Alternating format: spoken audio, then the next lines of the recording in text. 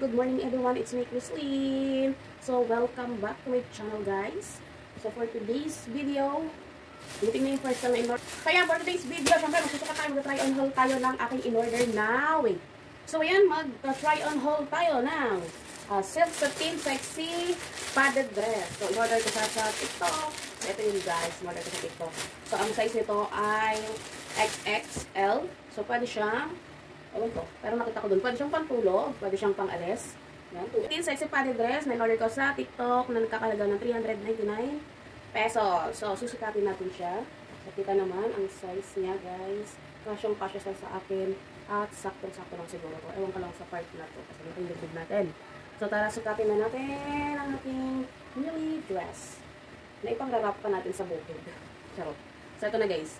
Samahan niyo ako mag-try on haul. Ang buntis. So, para sa akin, so meron siyang ditong parang, ano ba to? Ang kapal ng niya dito, foam. And then, maluwag yung banda niya rito. So, masyado yatang masikip yung, malaki yung akin na order.